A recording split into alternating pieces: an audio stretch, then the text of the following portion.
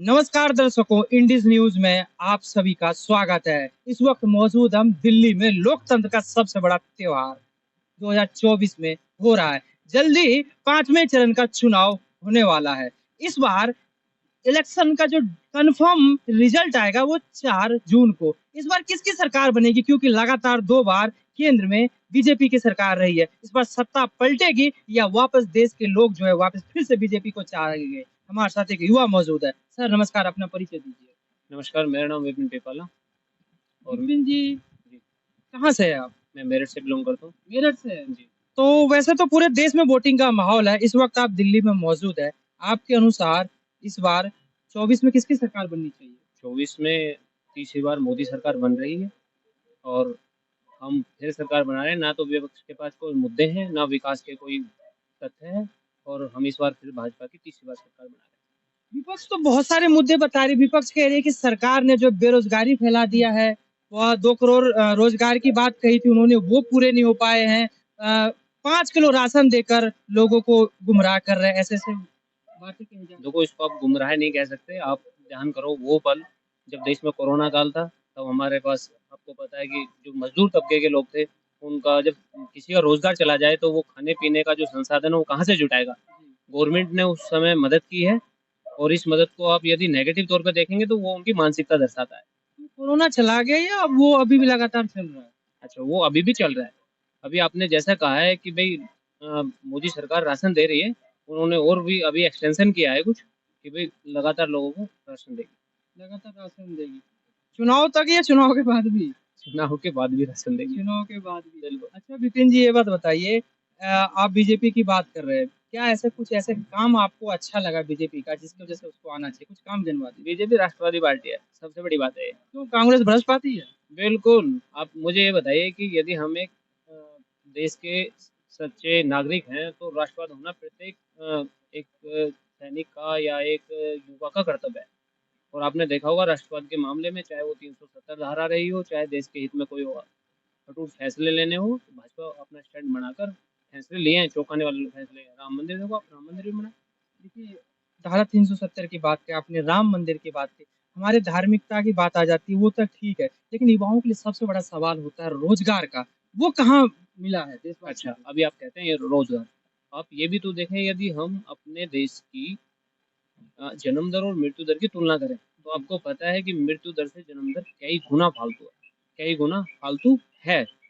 तो जब जनसंख्या बढ़ेगी, रोजगार तो सीमित ही है ना। तो सरकार को इस पे और भी तो ध्यान देना चाहिए। सरकार इस विषय पर काम कर रही है, कई जगह इंडस्ट्रीज वगैरह भी लगा रही है। और मैं ये कहता हूँ कि जिस युवा के अंदर काबिलियत है उसके लिए रोजगार है। यानी जो लोग वो ढिंडोरा पीटते रहते कि बेरोजगारी है बेरोजगारी वो है, सिर्फ अपने उसमें क्या कमी है? वो सिर्फ अपनी नाकाबिलियत को छुपाते नाकाबिलियत को छुपाते हैं। हैं। बिल्कुल। अच्छा, एक और सवाल है आपसे विपिन जी, आप भी एक युवा है। ये जो लोग बेरोजगारी की बात करते हैं, ये अनस्किल्ड है या फिर ये वो लोग है, ये खासतौर पे सरकारी नौकरी के पीछे भागते हैं, कौन हो सकते हैं? देखो, ये वो लोग हैं जिनके हाथ तो कुछ लगता नहीं है, परिश्रम ये करते नहीं, कठोर अध्ययन करते नहीं और फिर लास्ट में थोप देते हैं सरकार पर। सरकार पर थोप देते हैं। अच्छा, एक सवाल पे वापस मैं मुड़ना चाहूंगा। कुछ ऐसे बताइए, तथ्य के आधार पर ही लोगों को जो है माना जाता है, प्रमाण दिया जाता है। क्या ऐसे क्या काम किया है बीजेपी ने जिसके आधार पर आप फिर से 24 में चाह रहे हैं? कुछ काम गिनवा दीजिए, तथ्य हाँ, काम। आप देख सकते हैं कि भाजपा की जो नीतियां हैं या भाजपा सरकार की जो जन सुविधाएं के लिए जितनी भी हमारी स्कीम है, वो जन जन तक पहुंच रही है। चाहे वो आवासीय हो, चाहे वो राशन हो, चाहे वो आयुष्मान कार्ड हो, चाहे वो राष्ट्रहित में की कोई भी बात हो। जो राष्ट्र विरोधी ताकतें हैं उनको तोड़ने का काम भाजपा सरकार ने किया है। आपको कोई लाभ मिला है? मुझे मुझे मैं अपने व्यक्तिगत लाभ से नहीं चलता। मेरे लिए राष्ट्र सबसे सर्वोपरि है और राष्ट्र ही चाहता हूँ मैं। मतलब सरकार की सुविधा को आपको आवश्यकता नहीं है? नहीं, मुझे सरकार की सुविधा की कोई आवश्यकता नहीं है।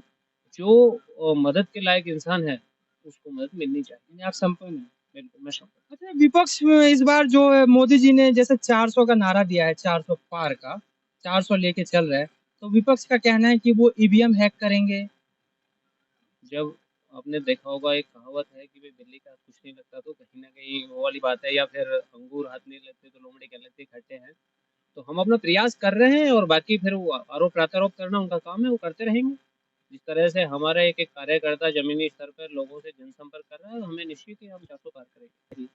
मेरे कहने का सवाल ये है कि क्या सरकार के लिए जो न्याय व्यवस्था है वो पक्ष और विपक्ष दोनों के लिए है या सिर्फ विपक्ष के लिए? नहीं, समानता के लिए कानूनी व्यवस्था है, और जो गलत करेगा उसके लिए प्रशासन बिल्कुल स्टिक है और अपना काम कर रहा है। आप बात करें उत्तर प्रदेश की, तो मुझे कहने की जरूरत नहीं है। लोग एक उदाहरण के तौर पर उत्तर प्रदेश को देखते हैं। जो बाबा जी का समानता का प्रशासनिक न्याय है, वो सभी के लिए। तो देखो जीडीपी का सवाल कर लेते हैं। सरकार का कहना है कि 2030 तक जो है भारत को तीसरी सबसे बड़ी अर्थव्यवस्था 5 ट्रिलियन पार लेके चले जाएंगे और वहीं एक तरफ बेरोजगारी का मुद्दा है। ये कैसे संभव होगा? जिस इंडस्ट्रीज एरिया में ये लोग कार्य कर रहे हैं, तो अनुभव इनके आत्मविश्वास से मुझे लगता है कि हमने एक टारगेट बना रखा है, 2030 में वहाँ तक पहुँचेंगे। 2030 तक वहाँ पहुंच जाएंगे और 2047 तक विकसित भारत भी बोल रहे हैं। हाँ, विकसित भारत होगा, पर उसमें हम सभी के सहयोग की आवश्यकता है ना। हम सभी के सहयोग की आवश्यकता अच्छा, है। आपको नहीं लगता है कि पिछले कुछ साल में महंगाई बढ़ी है? महंगाई के साथ साथ और भी तो बहुत चीजें बढ़ी हैं। तुम्हारी तनख्वाह बढ़ी है, उसको तो कोई नहीं बताता। कितनी बढ़ गई फिर भी? बढ़ा है ना। अब आप एक बात तो बताएं आप मुझे। अब अभी सुविधा, देखिए आटा आता था 12 रुपए, है ना, 14 रुपए, अब हो गया 28 रुपए, 30 रुपए। चलो आप मुझे ये बताएं कि, सैलरी डबल हो गई। अरे सुनो, मैं उसी विषय पर तो बात कर रहा हूँ। जी। आप मुझे ये बताइए कि विकास भी तो हमारा कितना हुआ है। यदि आप विकास चाहते हैं तो उसके लिए टैक्स भी तो हम ही भरेंगे ना। भाई, कल हम मेरठ से दिल्ली आते थे, हमें 12 घंटे या 6 घंटे या 7 घंटे 5 घंटे लगते थे। आज हम 40 मिनट में आ रहे हैं। तो यदि हम सुविधा ले रहे हैं तो अपनी जेब से ही तो देंगे ना। तो फिर हमें वो दुख नहीं होना चाहिए। नहीं, जितना हम कहने आपके अनुसार जो है रोडों का काफी विकास हुआ है। और भी कई क्षेत्र है, हम मतलब लोगों का कहना भी है कि मोदी गवर्नमेंट में रोड का विकास हुआ है, विदेश नीति सुधरी है। लेकिन जब तक हमारे देश का हर एक व्यक्ति खुशहाल नहीं होगा तब तक विकास को कैसे आईना दे सकते? देखो, प्रधानमंत्री का काम है, जो हमारे देश के प्रधानमंत्री आदरणीय नरेंद्र मोदी जी, उनका काम है समानता के भाव से पूरे देश को एक साथ लेके चलना, और वो चल रहे हैं अपनी नीति से। अब ये प्रत्येक आदमी की मानसिकता है कि वो क्या देखता है उनकी विचारधारा में। इस बार कितनी सीटें? 400 का। 400 पार। विपिन जी ने भी कह दिया है 400 पार। देखिए, लोगों की अपनी अपनी विचारधारा है, लोगों के अपने अपने तथ्य है, वो क्या तय करते हैं। लेकिन जो भी करे विकास पर वोट दे, सत्य के आधार पर वोट दे, क्योंकि आपकी वोट जो है बहुत कीमती है।